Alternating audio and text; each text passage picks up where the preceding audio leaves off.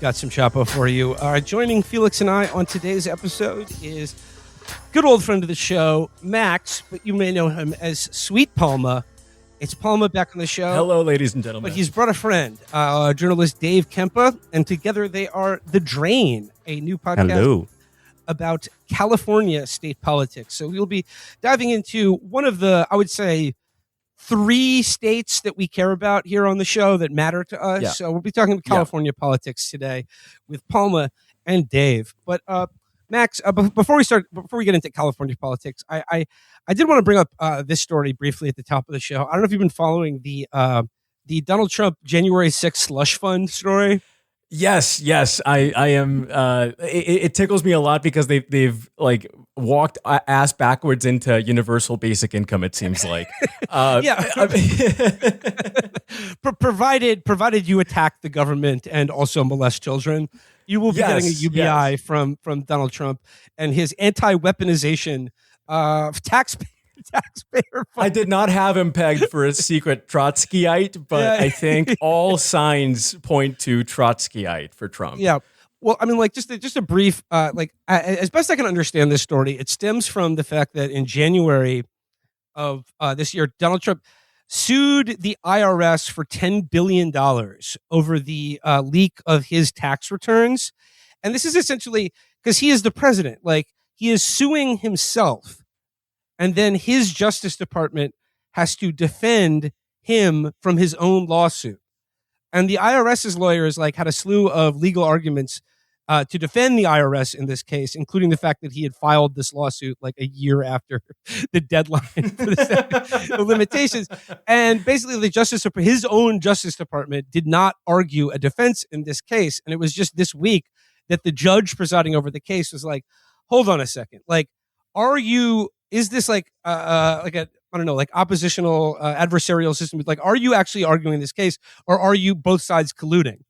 At that moment, they dropped the lawsuit, but then this week announced the $1.8 billion taxpayer-funded anti-weaponization relief task force fund to basically pay out people who have been abused by lawfare. And Palma, I bring this up because I was thinking about you, because I remember on the last episode we had you on when you came on to talk about El Salvador, and you were it's something that's always stuck with me, that you were explaining sort of the popularity of a leader like Bukele in El Salvador. And you were like, imagine if you could just build a giant prison and incarcerate a quarter of the country's population, the most annoying people, and just leave them there forever. Yeah. And I was thinking about this in terms of because you used the example of all the January 6th guys. And imagine if you could take everybody in Telegram that's in one of those groups. Imagine if you powered Telegram or the Discord Corporation to go into all these little pedophile Discords that they have now, radicalizing 17-year-olds and making them shoot up mosques and shit. I'm saying if you were to infiltrate the FBI and take all those people and put them into a concentration camp, that is a top 2. I'm not going to say it's number 1. I think number 1 is still cost of living, just because of how bad it is. But it would be a number 2 or number 3 policy that you can put in your plank, and it would be broadly popular, right? You could get all those massive Republicans that surely exist in your district and plow through to victory, no questions asked. But I mean, I was thinking about being a January 6th guy who did time for that, it's got to make you a made guy among right wingers. You know, is there anything because they did some time, but now they're all getting huge payouts from taxpayer money for attacking Congress, and I'm sorry, I'm jealous. I'm jealous of that. Respect where it's due. And you're exactly right. Their little rituals and their little hierarchies are very much like Salvadoran gang style hierarchies, where to get if you got to be a made man, exactly like you said, but you have to instead of killing a senator or whatever, you just throwing a shit in their grenade desk. into a school bus or something. Like Yeah. killing a judge. Or you could prestige everything by like changing all the wallpapers in Congress to like Pepe the Frog as like a big own. I think that's more like it. I don't think those types of like middle-aged groypers really do that. It's really just like stupid 17-year-olds that like go for like painting, inner city like immigrant kindergarten or whatever. It's crazy. And then I was thinking, like, man, like among the great bets, I'm like, these guys must be getting laid like crazy, if you got that cred. But then I'm like, oh, pull back on that. Probably don't want to think about what about these guys and their, let's just say, preferences when it comes to romantic attachments. Yeah, no. The E1 boys, like their little descriptions of like when Gilroy Monsanto gets horny. That is what I imagine. Like they see, like our good friend Meade Skelton. Like that image, that male gaze in particular is just so disgusting. I shudder to think about it. Well, but best of luck to all of them. Like I said, I hope they buy a boat or something like that. I don't know. But you guys, we're here to talk about California. Just to open up the discussion, like California has a Democratic primary coming up, and let's begin with like, I guess like the marquee race, which is like the most candidates, the most juice here, the governor's race. Absolutely, Dave, yes. Max, let's start with the governor's race, and can you just give us like a broad overview of who's running, like who are the real contenders, and then like maybe explain what this idea of a jungle primary is. Yeah, should we start with the jungle primary? Yeah.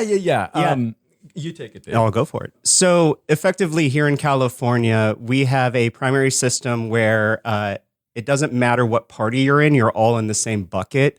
That means your primary pool can have 7 Democrats, 5 Republicans, 2 Libertarians, a Green, all those things.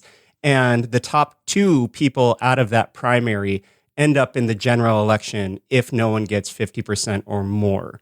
So what often ends up happening is we'll have Dem on Dem general elections here in California, or here in the primaries, we will have a Democrat leading the polls. And in order to not get another Democrat running against them, they will support backhandedly a Republican to run against them in the general.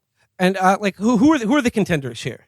Like the major contenders right now, and I think they've been running for the longest, are Javier Becerra and Katie Porter, Antonio Villaraigosa, and Tom Steyer on the Democratic side. You only have 2 like serious Republicans running. We can get into like all the other, like, I don't know, like people in California, you've gotten your ballots in the mail by now. That motherfucker is like 2 pages long if you live in a city. It opens up like a scroll. And it's kind of crazy that, you have all sorts of cranks from all over the state. I mean, this is a state with almost 60 million people now. Cranks from all over. Like, you have the first committed Mormon chaplain running for governor. That's DeMott. Sorry, Living for God and Country, DeMott. Living for God and Country, DeMott. Yeah. Yeah. Well, we can get into him later. But like, you also have some like really anonymous like guys like Tony Thurmond, who's the superintendent for public education, I believe, in California. He's like the #1 school teacher, I guess, in the same way that like Kamala Harris was the #1 cop when she was attorney general here.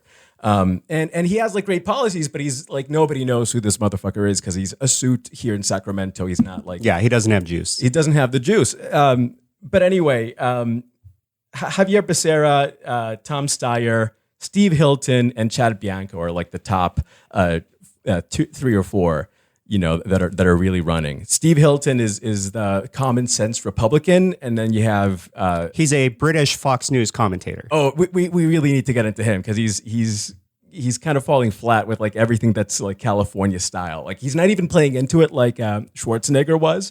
He's just like trying super hard to like eat street tacos, but like he's at Del Taco. He's at the original Del Taco, but like he's eating a thing with like salad on it. You know what I mean? Like and when it's on a hard de Blasio shell. ate a slice of pizza with a knife and fork. That's exactly it. So he's like turned off almost any like Latino Democrat that was still, or Latino Republican that was still hanging on after Trump, did his ICE bullshit here, which did not play well. Like they're gone. They're gone. They don't care about him if he lives or dies. The other Republican is like even more extreme.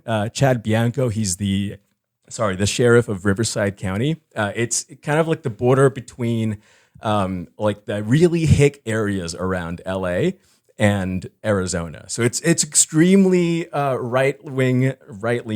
This guy is a committed oath keeper and was just pressed on it on TV like last week about it. And in the last debate, it was a big point of contention. And his thing about it is like, it's normal to be an oath keeper. What's wrong with keeping an oath, y'all? What's wrong with keeping oaths? I'm honest and I keep my promises. Isn't that something you want as a governor of California? Let's not really get into what the oath is or why I keep it. Actually, like let me just ask that question. What is the oath that these guys are swearing? Is there an actual oath, or is this just like a vague concept of staying true to, like, I don't know, the Constitution or something?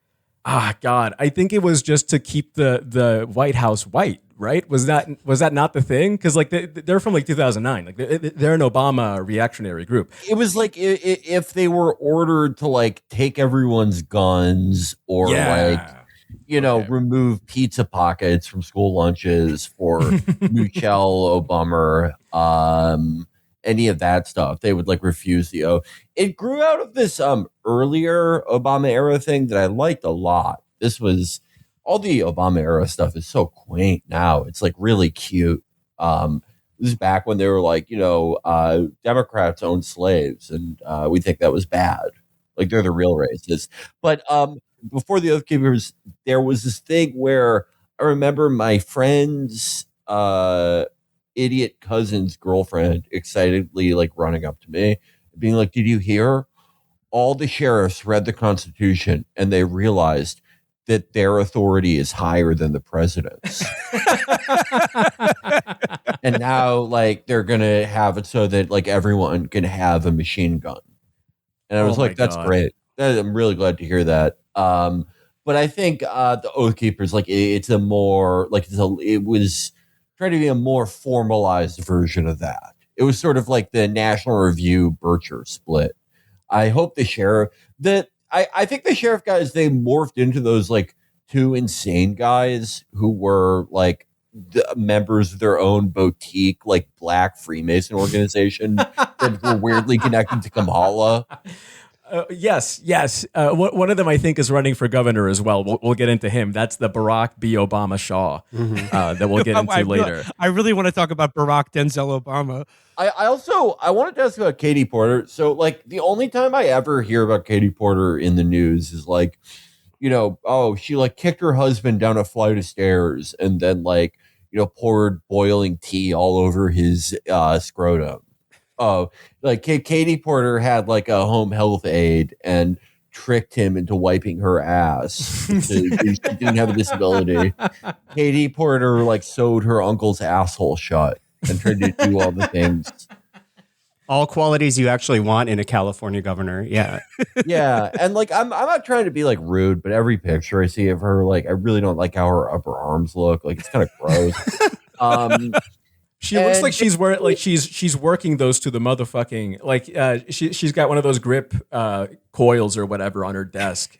Mm-hmm. She looks fucking crazy. I would squeezing those whiteboard markers too hard. She would crush me to death. Not that I'd like that. Like it just seems like everyone fucking hates her. She's like, I can't believe I'm saying this, but like Elizabeth Warren without like the dumb oaky charm. She's just like if Elizabeth Warren like decided to behave like Homelander.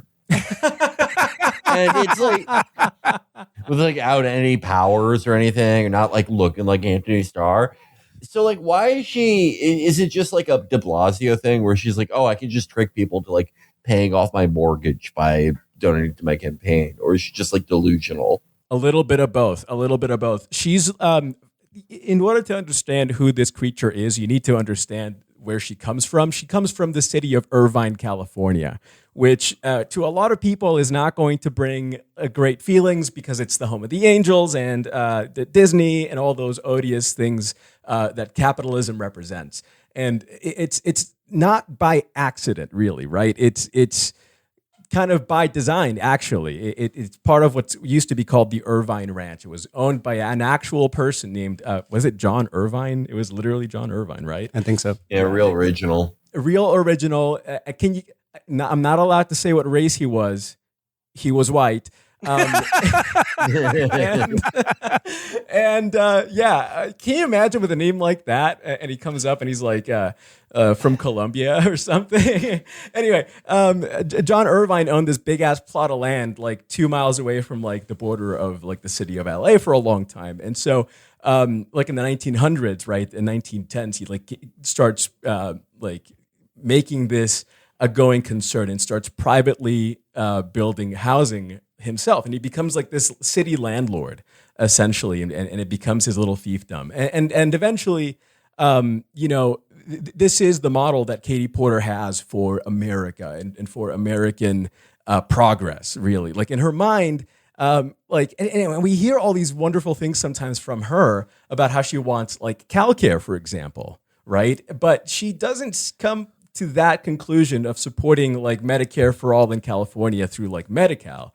Right, like just enrolling everybody in the like state Medicare program. It's like just real quick, Palma. What is the difference between CalCare and Medi-Cal? Okay, yes. So Medi-Cal is just the state insurance program, which I'm on actually. Like if you earn under a certain amount of it's like our state's Medicare. Yeah, it's like it's state-based Medicare. Like we get a lot of money or we used to get a lot of money from the federal government to run it. Now we have to like scrounge and look for pennies under Gavin Newsom's. Try to find old sacks of cocaine around his house and like try to sell them back. Maybe they have a like a warranty with the dealer. Maybe he's like one of those. But like that's the sort of level of penny pitching that the state is on right now. But that's been the progressive ideal for a long, long time here in the state for like what 20, 30 years now. It's as old as the original Medicare for all plan, right? Just expand Medicare to everybody in the state. Everybody gets enrolled in the same program. Nobody has to go through ACA, marketplaces or any of that bullshit anymore. I guess unless they would want like extra vision insurance or extra like dental insurance or something like that, which CalCare already covers like very basic like checkups and stuff, right? But anyway, Katie Porter wants something like that, and she's not alone. I mean, there's a few others. I think Tom Steyer is the most famous one, and right? Tony Thurmond, but again. He's just a guy, right? Tom Steyer at least has some history with you guys, right? Like, yeah, no, I mean, I was going to say, like, of the viable candidates, I feel like I would sort of honor bound to endorse Tom Steyer because he has been a guest on the show. I will announce my endorsement for governor of California. He dresses fucking sharp. You got to give him that. Tartan ties. I remember that was my one good question I had for Tom Steyer. Could you talk about the tartan ties and where that comes from? With that, your whole look.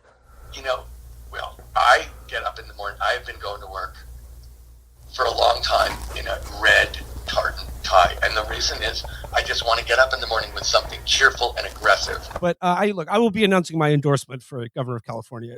Not yet, but I'm just saying Tom Steyer, he's been a guest on the show, so I'm inclined to support him. So, okay, we got Katie Porter, Xavier Becerra, Tom Steyer, Xavier Becerra, and then like a couple right wing guys like the British Fox News host and the like pedophile hunting sheriff.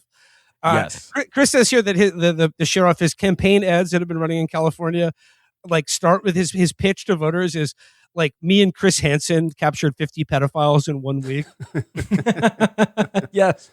Yeah, that sounds right. He also recently tried to take all of the ballots in his county from 2020 to prove that there was election fraud, in the presidential election. Of course.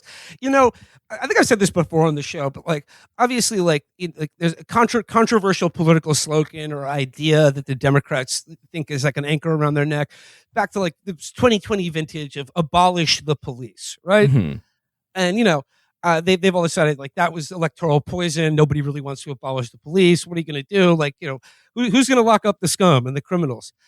I gotta say, I'm sympathetic with that, but like, I think a platform that I think really needs to get some attention is abolishing sheriff's departments. Yes. Why do we have sheriff's departments? Why aren't there just police departments, because as best I can tell, they're all like Buford J. Pusser types who are all just like employing their 50 dumbest cousins to do crimes and it's constitutional sovereign citizenry. It's basically government sponsored gangs, right? Like, and in the worst cases, right, in places like San Francisco, which is like a combined city and county, like Baltimore, right?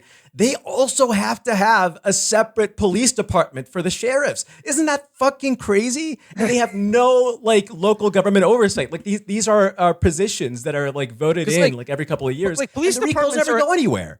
And like, look, I mean, like it's impossible to like police departments are like their own little like basically sort of independent governments at this point, right? Like in terms of budgets and like it's very hard to do anything. But like there is at least some oversight there where I feel like sheriff's departments are just like they can do whatever the fuck they want because the Constitution gives them more power than the president. Especially now that you have like all matter of city governments and officials like pushing through flock contracts, like it's a license to print money is fucking crazy. Have you heard about this? Like San Diego just renewed. Oh, is that like the surveillance cameras and stuff? Yeah, the gang stalking corporation. Yeah.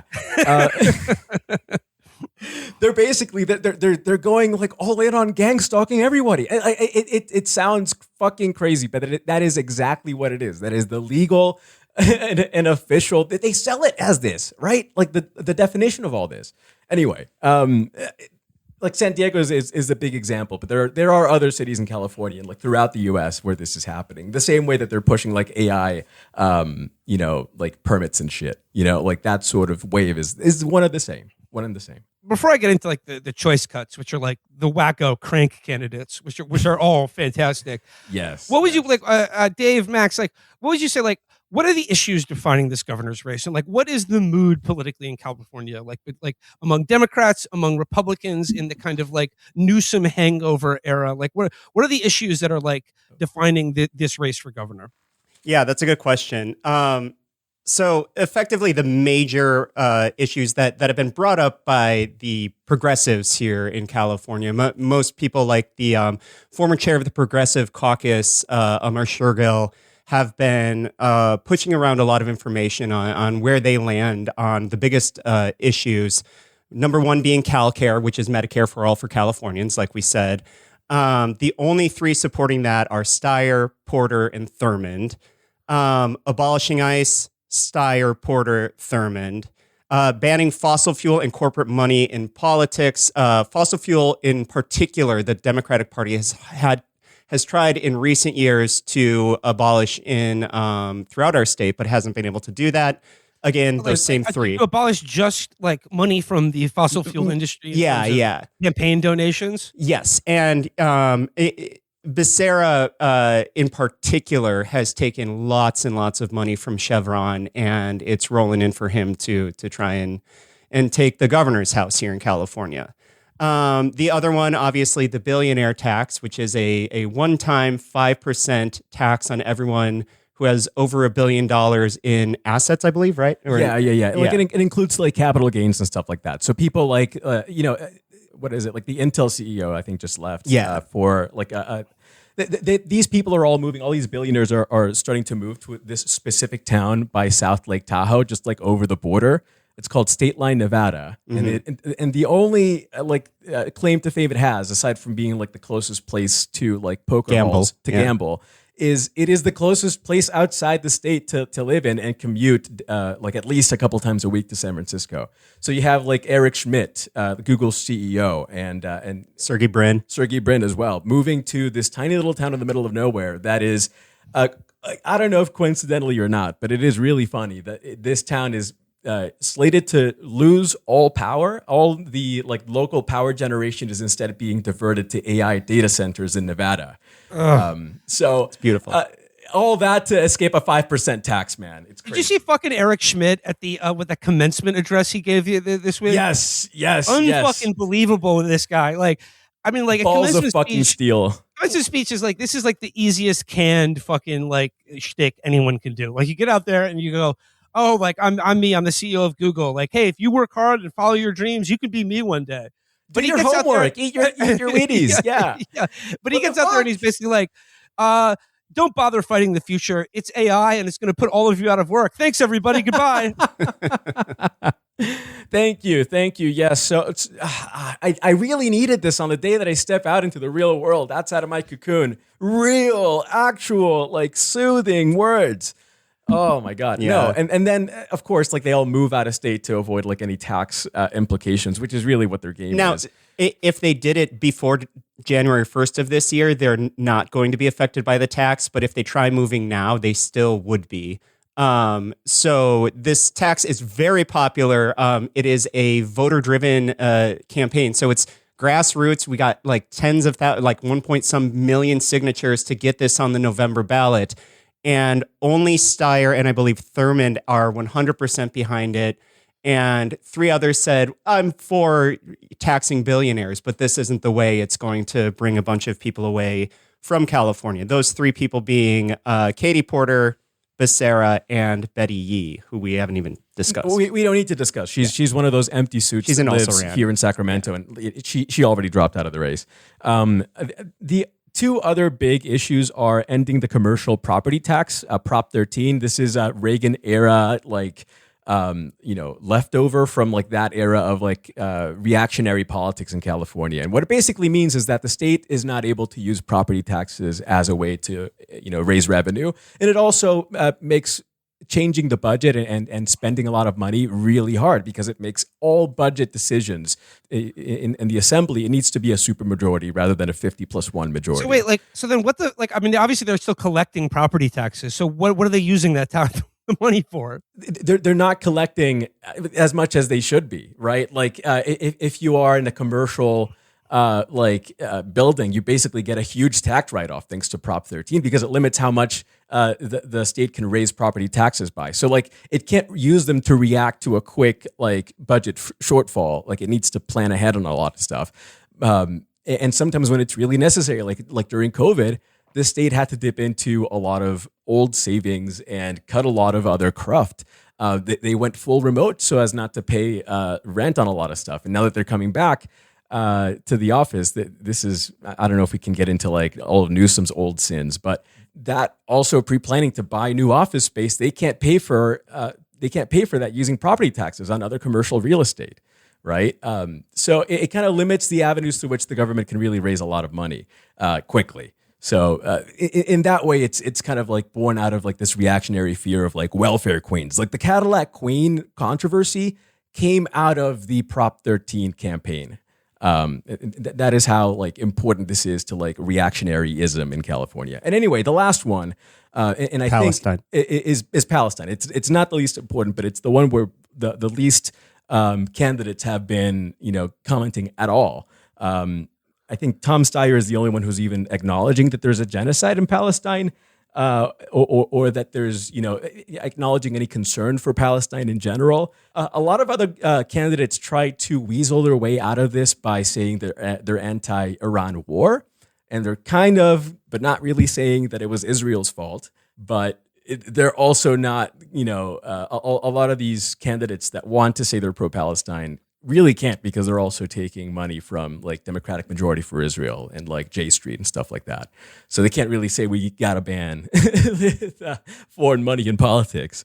Tom Steyer, of course, is not worried about any of that. So he's fine to say, yeah, we should ban AIPAC and stuff like that. Tom Steyer, you bring up like he is a billionaire himself. He's in favor of the billionaire's tax. So it's sort of like, only Nixon can go to China. Mm-hmm. But it does seem like, is Tom Steyer, like, ironically, like, is he the candidate that, like, is most simpatico with, like, a left-wing or progressive vote in California right now? That's the question. No, I'm going to say no, just because he is a billionaire, right? He is as Matt Christman said, he is Michael Scott with $2 billion, but he still has $2 billion, right? And that like by itself, without any like wishy-washy, oh no, but I made it with like ETFs and stuff, like I didn't invest in stocks, or like I wasn't an activist investor in that way, or whatever, or maybe he was, people don't really know this, but yeah, like $2 billion is nothing. Like you don't need to be a capital owner, you don't need to be a rent seeker to make like a piddly, shitty, frankly, gay amount of money is $2 billion. Yeah. Yeah. And a lot of people don't know this, but he actually made that money working at Quiznos. Yeah, It's true. Yeah, he was the fluffer there. He came up with that campaign with those little singing things. Yeah. Yeah. And he was a cashier. He was like, do you remember that? All of our favorite movie, the Hot Cheeto movie, where that guy, he like works in the Cheeto factory and he's like, I'm Latino. We're going to season the Cheetos, like whatever goes on in that movie. And no one listens to him until like one guy's like, I think we should listen to a Latino guy. That's kind of what happened to Tom Steyer working at Quiznos. Yeah. So he didn't exploit anyone. Yeah. We love these subs, 'cause they are good to us. The Quiznos subs, they are tasty, they are crunchy, they are warm because they toast them. Can I just add, like, for this race, as in any race in a jungle primary, you got to do a little bit of a kind of prisoner's dilemma work on yourself as you're doing the voting. This race, according to the latest poll, seems to be sussing out to three main people. That would be Becerra, our Brit boy from Fox News, Hilton, and Steyer, right? And what we're looking at is, what is your preference for who becomes the next governor? It will probably be a Democrat. No Republican has held statewide office in over 2 decades in this state. Especially one that is aiming to be like working with Trump and following all the Trump policies on deportation, for example. That is a poison pill. Ain't no way that's ever going to happen in California. So if you're... and also like just a little context for people who don't know a lot about California politics. That is because of Reconstruction. Yes, the band with Jerry Garcia and Gaylord Birch. Yes, 100%. Yeah, in California was the biggest slave owning state, so they just really hate Republicans there. You might be kidding, but the first governor is notorious for like wanting to integrate. He was part of the Democratic Party. He won governorship in 1851 was when we got like statehood, right? And during the 1860s, he was notorious for agitating Californians to join the Confederates, even though like he himself had banned slavery, not because they didn't like agree with slavery, but because they were racist and they didn't want black people to be there. Wasn't like also the state of Oregon founded as like a white ethno state? Yes, as well? yeah. Sorry, Idaho. Still very much like that. Yeah. But just to finish the thought, it's a matter of what you almost don't want in our governor's race. No one's been excited about this race at all throughout this state, particularly progressives and leftists. If you really don't want Becerra, it makes sense to vote Steyer. If Steyer as a billionaire fucking turns you off and you just don't trust him, and also Becerra lands on the wrong side of all this shit, keep listening. We have some options. We've got a couple ideas for you. Yes. Can I give like a real quick just case study on what this system creates out here in California? Please. We have a state senator. Her name's Maria Alvarado Gil. She's a Democrat from the Central Valley. She ended up running for this seat in a very red district. Now, in this district, some 11 or so Republicans ran and 2 Democrats.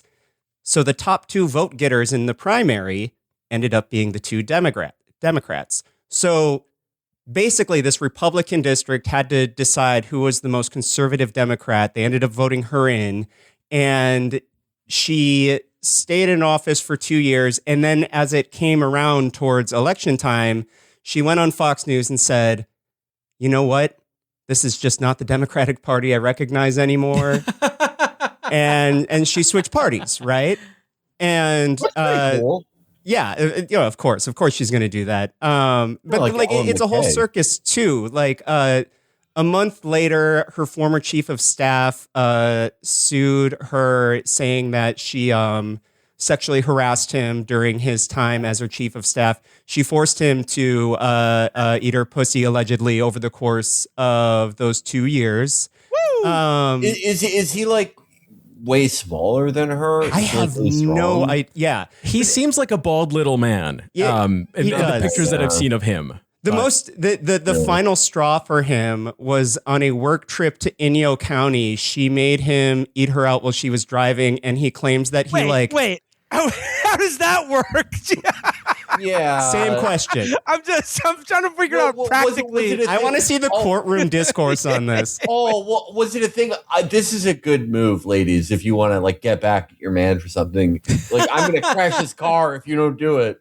I don't endorse doing that. I think I'm against that. I don't like it at all. But, and he claims he threw out his back while trying to eat her pussy while she was driving. Okay. Well, that's. Like I dislocated my C5 while trying to tongue her asshole. If you get a herniated disc from doing that, like it reminds me of the people who are like, oh, my son is dead because Chat GPT told him it would be a good idea to like drink Drano and jump off Niagara Falls. And it's like, well, I'm not happy it happened, but like, so it was going to be that or something else. Like, I don't think this is like an aberration, you know. You were going to throw out your back. I'm surprised you didn't do it jacking off before.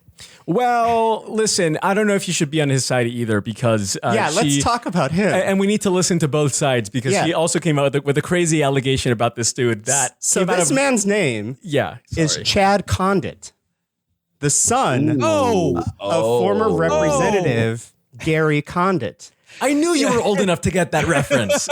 The only man who benefited from 9/11 more than fucking George W. Bush. So soon after his allegations, Maria Alvarado Gil came forward and said, and this is wild pillow talk, she claimed that he basically claimed that he was responsible for the death of his father's mistress, Chandra Levy. Yo. How old is he when he's got to be what? That was like 30 years ago. It was like 24 years ago. Yeah, 25. They're both in their in their 50s. They're like both born in like the 70s. So they must both be. I thought he was born in like 1990. No. Okay, they're not that young. That would be because I'm a big fan of the theory that it was actually OJ's son that killed Nicole Simpson. I mean, I know. Yes. But a grown man killing Chandra Levy, that's not that interesting. I mean, rest in peace to everyone involved. But like, that's karma. He threw out his back eating pussy then. I think I figured it out, by the way. In terms of the mechanics of how this works, how do you eat a woman's pussy while she's driving a car? She's operating the steering wheel with her feet. Yes. In that case, I can see it happen. Yeah. Done. And it's got to be like an F-350 or something. Something with a bench seat for sure. Yeah. Wait, you could, what if it was on a recumbent bicycle? To Inyo County. Yeah. Inyo County is one of these like disgusting cyclist counties. No, it's not. It is one of these godforsaken it's a place that has more oil pump jacks than people. You know what I mean? It's really awful. It's the epicenter of Southern California oil production, aside from Kern County. It's a great place to live if you like getting cancer. Yes, it's horrible. It's horrible. Nobody lives there by choice. Like if you live in Inyo County, something bad, something fucked up happened in your life or shortly before you were born, and you could not. I feel sorry for you, genuinely. Many such counties. You said you're hopefully give our listeners some other options, but I would like to talk about some of the other candidates in this race, starting with one of my favorites. Why haven't I heard more in the news and the national press about the fact that Barack Obama is running for governor of California right now? He's back, folks. Oh, he's back in the game. Yeah, back in the game. Oh, wait a second. This is Barack D. Obama Shaw, short for Barack Denzel Obama Shaw. That's kind of greedy, don't you think? Well, Max, you sent me a piece in the East Bay Times about him, and I really enjoyed this. So I would love to enlighten our listeners about Barack Denzel Obama. So it says, one Bay Area resident is hoping to make a name for himself in California's governor's race. Make a name for himself by choosing the name Buddy, he's got two. Yeah. It's like, well, he stole someone's name, but it says Alameda resident Barack Denzel Obama Shaw, 56, is among the more unusual names on California's crowded June 2nd gubernatorial primary ballot, which includes 61 candidates and hopefuls such as Thunder Parlay and Living for God and Country DeMott. Yeah. There's people more educated, better looking, have more properties, more experience, more everything than I do, right? Obama Shaw said. But until that person shows up, I'm going to do the job. There's other NPCs in this tavern that have more things to say and more speech options. Let's poke around. Yeah. It says here, born Cecil Shaw III, Obama Shaw grew up in Houston, Texas, where his father was often absent because of his music career, which included an appearance on Soul Train in 1974. He has a binder of memorabilia documenting his father's exploits, adding that his father's entertainment career inspired him to pursue his own. He said, I'll be coming out with a book shortly after that. It's called Dreams from My Father. Do you know how old this guy is, by the way? He says I don't know 56. if you're playing. He says it's 56. It is a little crazy to be like, I'm going to start making my name at the right young age of. That is like such a California phenomenon. I always feel like California, it reminds me of how in the Dark Souls games they say that you become hollow, like the undead become hollow by forgetting their purpose. That's what happens to people in LA. They go out there like when they're 18, they're like Axl Rose in the Welcome to the Jungle video. Like they're getting off a 37-hour bus ride with a fresh piece of hay in their mouth. And they're like, I'm going to become like the first like hip hop folk singer or whatever. No one's ever heard a white woman sing the Chris Brown part of Look at Me Now.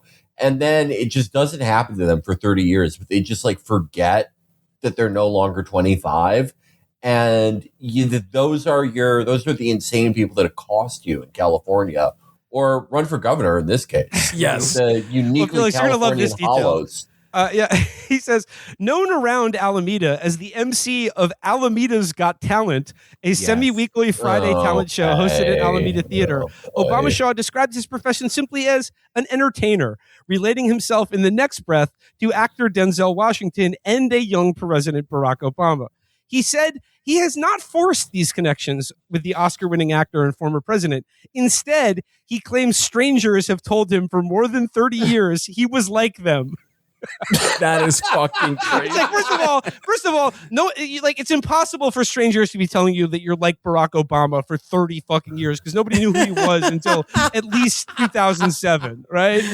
Or 2004 was when he gave the DNC address. So I'm checking his math on that. But he says, Denzel Obama Shaw says, so I said, what I'm going to do is I'm going to legally change my name. Listen to what the people say. Create a great conglomeration of a possibility. Represent my grandfather, my dad, represent Denzel Washington, and represent Barack Obama and myself. I mean, obviously, he's got me sold with the name, saying that people have been comparing me to Denzel Washington for 30 years is just fucking awesome. I love it. I like the idea that like that has happened, but it's just like racist guys. Hey, were you in that movie Training Day?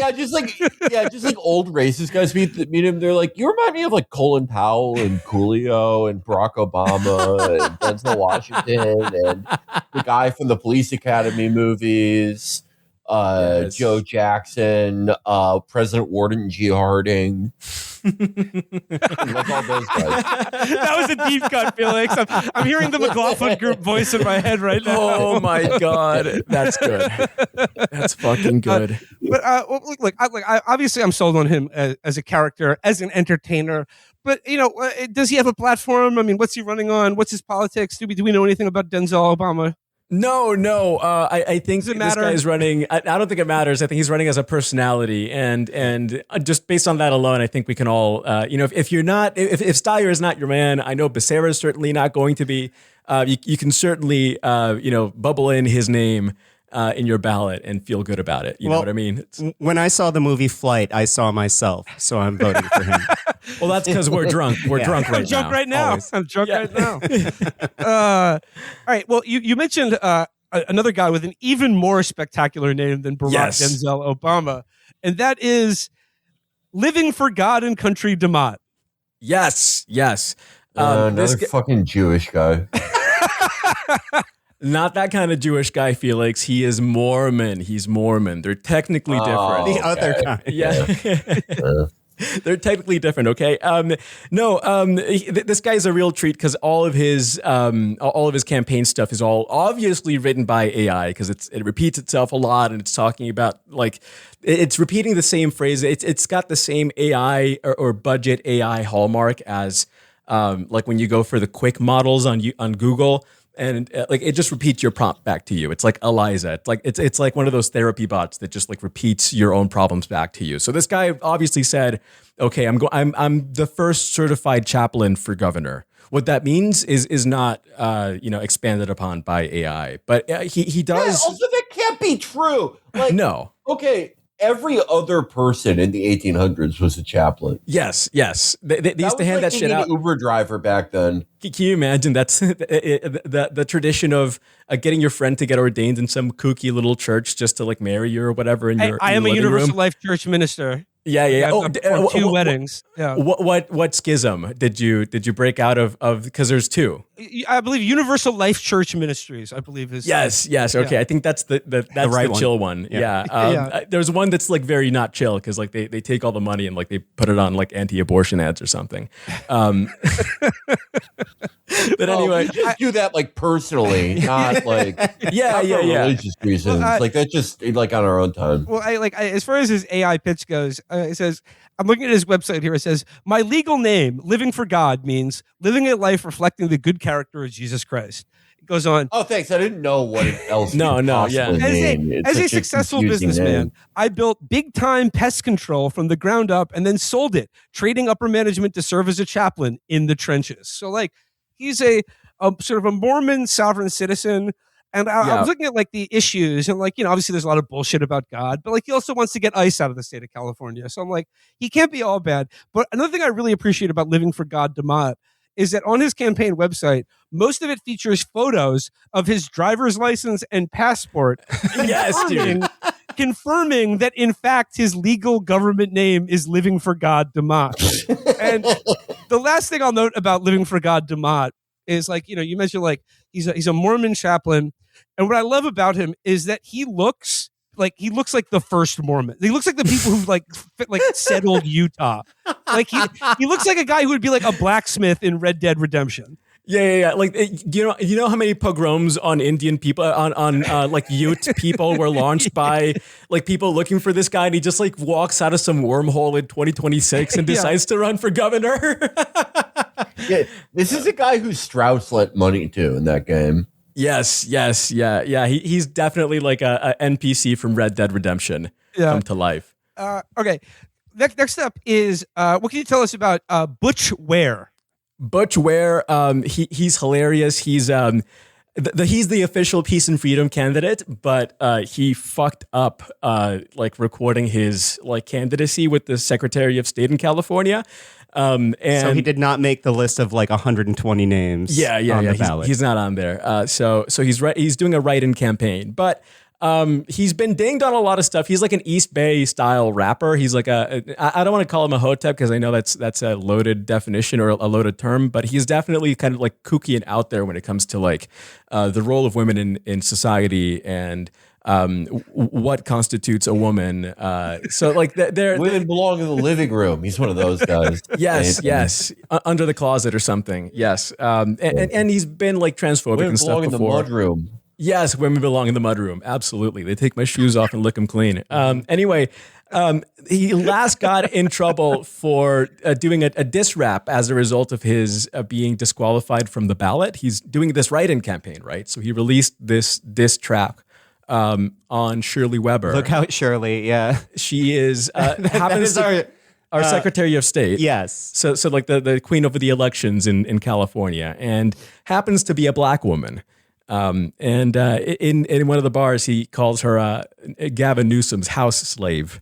I included the video in case you wanted to include that. I'd like to include that, but as long as we now get to. I promised it.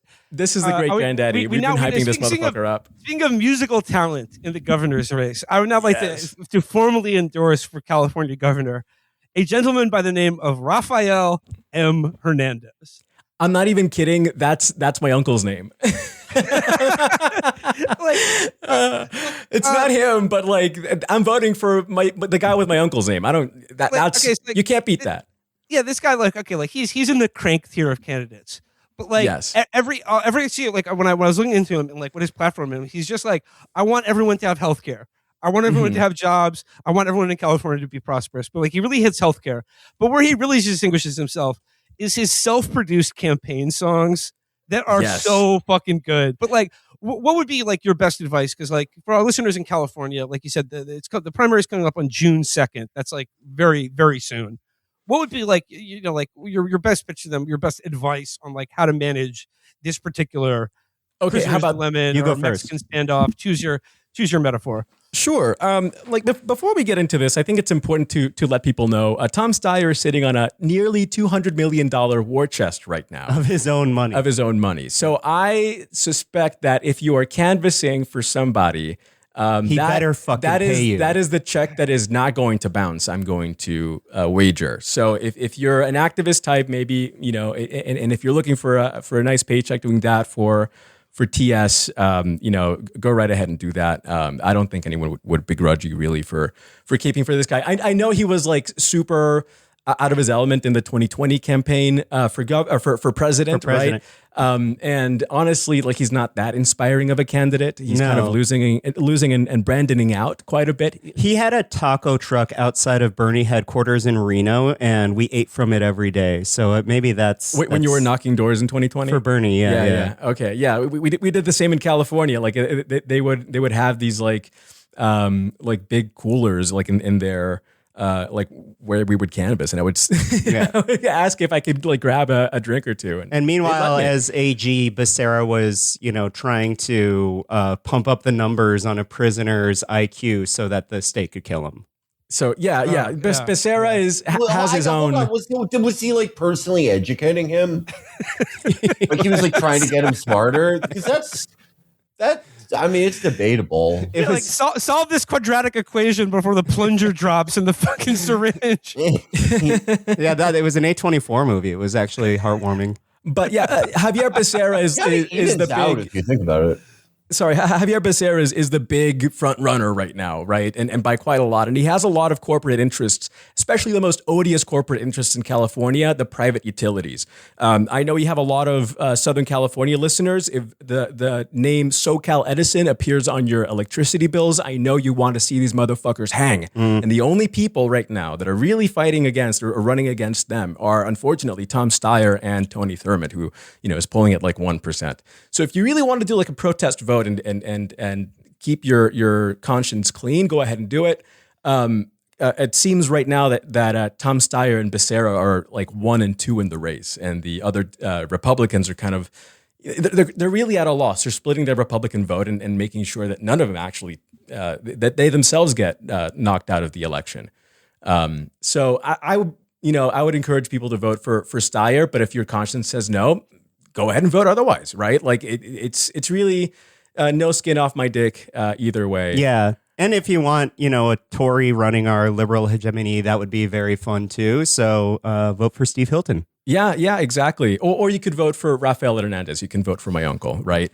There are other more important races as well down ballot. I would be remiss to say like lieutenant governor. That's if you're a college student or if you're paying off student loans still and you went to a public institution here in California, you should be really interested in voting for Oliver Ma, who is, he's been actually endorsed by DSA. He's the first statewide endorsee for DSA. This is actually really huge. And this guy is running on making public universities here tuition free. And he's going to get the money from divesting in genocide in Israel. I mean, this guy fucking rules. And he wants to divest from for-profit prisons and fossil fuels. This guy's a slam dunk and you really would be, shooting yourself in the foot if you're not voting for him. The insurance lady is also doing like a public option for home and auto insurance, which is huge. A lot of people get dinged for not having auto insurance if you're like really poor. And having a public option for that is absolutely huge. And it would actually reduce a lot of like police, like interactions with the police for not having insurance. I've never considered a public option for car insurance, but that's a really good idea. Yeah, Jane Kim is the politician there. If you're in Northern Big California, working families party person. yes, yeah. big working families party endorsee, and also I think more important for us, she's endorsed by our version of Better Call Saul. Something wrong, call Ann Fong. Oh, Ann Fong, yeah, our personal injury attorney here in Sacramento. Yeah, she's like papering all the spare billboards. She sponsors the Sacramento Kings. Yeah, she's awesome. She really rocks. But yeah, Jane Kim, sorry, is the name to keep there. But anyway, I guess it's more important, right, to look down ballot. Prop 50 has really unlocked the potential for Democrats in California, because a lot of these leaning seats that were just like barely teetering on Republican before have now suddenly been, they're eating alive all the other Republican seats. So you have a lot of seats in the North State now that are turning blue. So for example, if you're in the 3rd California district, this one's pretty new. Chris Bennett and Heidi Hall, they're very good friends of the show. They're both very good on Palestine. And the other blue dog running right now is a fucking ghoul that takes, Ami Berra, piece of shit. Yeah, do not vote for that guy. Mai Vang here in Sacramento is running against an octogenarian who's been in office for 2 decades, just after her husband was in office for 2 decades before that. After he passed, she married a billionaire. She has a good story. Our current congresswoman, she was born in a Japanese internment camp, but she's just incredibly out of touch. Mai Vang is 40 years old. She's been a community organizer in Sacramento for a long time. She was actually just on Crystal Ball's show. What is that? Oh my gosh! Yeah, Breaking Points. Yeah, she was just on Breaking Points. Yeah, and she was discussing this race. And Mai is a child of Hmong immigrants, and she knows very personally all the awful things the U.S. has done abroad, and she would be the first ever Hmong American in Congress. Right. But there's other, really important races. The 11th district, that's San Francisco. Nancy Pelosi is famously retiring now. She's taking her big boobs elsewhere and having a nice time off. Very well earned. Enjoying all that stock money. Yeah.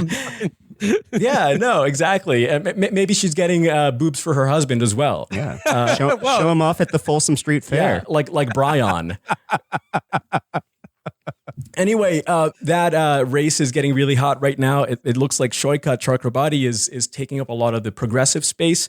We really like Connie Chan. She came on our podcast at the very beginning of the campaign, and she seems really committed to social justice in a way that I don't see Shoykat really being. And she has so much deep history with the city. I mean, she's being she's getting some crazy endorsements right now. Nancy Pelosi herself being one of them, which is kind of crazy. But she's also got the Asian American Democratic Club and the more progressive. Oh gosh. The biggie here is that Scott Wiener doesn't win this race. He is this horrible kind of YIMBY type out there in San Francisco. Obviously we support Connie in this race, but whoever ends up running against him in the general should really work together. Yeah. Anyway, there's a couple more further in the south. I know in Stockton, in the middle of the state, this used to be like really Republican country. This is one of these seats that got eaten up by all of these Democratic seats, right? And now it's turned into kind of a toss-up lean Dem district. So if you live in Stockton, you should vote for Randy Villegas. He's a school board trustee and very progressive. He wants CalCare to help Californians who really need, health insurance, especially those who, if you're an agricultural worker, right? A lot of these places have kind of grown apart from the unions. They're no longer like strictly like organized labor. So we really need a bigger social safety net, and this is really the guy to promote it. The other Democrat here, Jasmeet Bains, is a long-term Democratic Majority for Israel endorsee, and she's received a lot of money from them. The Republican that's running, David Valadao, is one of Trump's main allies here in California in Congress. And he really has no chance now. But if you're in Stockton, God bless you, and please vote for Randy. Now and then get out of there and get the fuck out of there. Yeah, no reason to be there after November. Really, that city. Real quick, you mentioned Prop 50. Is that the redistricting? Is that like the gerrymandering that they're doing? Yes. Okay. Yeah. Like I wanted to ask that briefly. Like, is there a chance to like go further? Like, because California, it's America's biggest state. But like I would like New York to follow this example. Like, is there a way to fully disenfranchise all Republican voters in these states? Yes, and the people that made this map, the gentleman who created this map, because we know the guy who did it. It's our guru, Paul Mitchell. Sorry, our guru. We should have planned that better. We should have planned this All right, better. 1, 2, 3. Guru Paul Mitchell. He hates being called that, but we love him so much. He is the one who drew this map for the Democrats back in 2024, 2025. And the Democrats asked him to keep 4 Republican seats for no reason. They could have asked for a 52-0 map, and he would have absolutely gladly done it. He's posted versions of what would have been his dream map, and it's actually not that unfair. Like, it's not super gerrymandered. He uses like natural borders, like city borders, county borders, etc., where he can. So that way, like, if you live in a particular county, like, you're not stuck between like guessing which, who to call if you're, if you have something to yell at your congressman for. Some constituent service, yeah. Yeah, whatever. If you need your dick sucked extra hard from the back from Washington, you shouldn't have to like or your break pussy eaten while you're driving a car or whatever. Yeah, if you're a 2-flick chick, getting a hit from the back from Washington.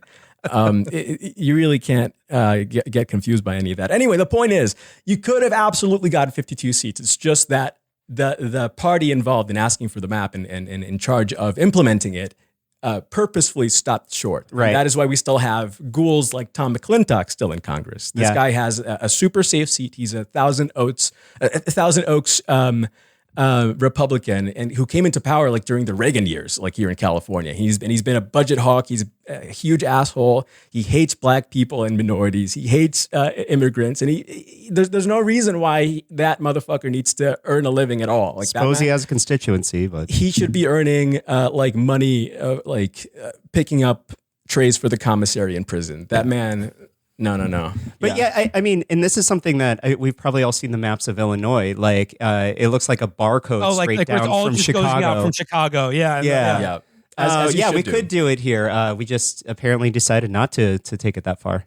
Yeah. Well, my opinion is that, like, if you live in California, if you're like California, New York, I don't know, the handful of civilized states in this country, the goal should be wiping out all Republican districts Fuck and them up representation entirely. Yes. We should all read Eric Foner's Reconstruction and try to implement work backwards to implement the actual destiny of Reconstruction, which was unrealized in the United States. If we can't do it, as at a federal level, we got to start state by state. Well, I mean, if we don't finish the work of Reconstruction in 2026, we're about a couple years away from the fucking Confederacy coming back. You're about Trump's going to run up. We've let this go on long enough. He's going to run up Bukele numbers in 2028, and it's going to be curtains for all of us. We're all going to be we're going to be in the fucking concentration camps. Right. So, right. Talk about a prisoner's dilemma. Yeah. All right. Well, Max Palma, Dave Kempa. The podcast is The Drain. We're going to wrap it up there for today. I want to thank you guys for joining us and giving a little analysis and preview of the upcoming primary in California on June 2nd. But Max, Dave, if people would like to hear more about California politics or just like, to hear the show, where should they go? What should they do? They can go to patreon.com/thedrain or anywhere you can get your podcast. But if you want our premium episodes, you got to go to Patreon. Very good. Gentlemen, once again, thank you so much for your time. Thanks for joining us. And Max, Say hi to your mother for me. I sure will. Thank you. And I hope you're enjoying not the finals, but the conference finals. Well, Well, yeah, I got a heart out in about 20 minutes here. Yeah. So do we. All right. Yes, I'm very much enjoying it. All right. That does it for us today.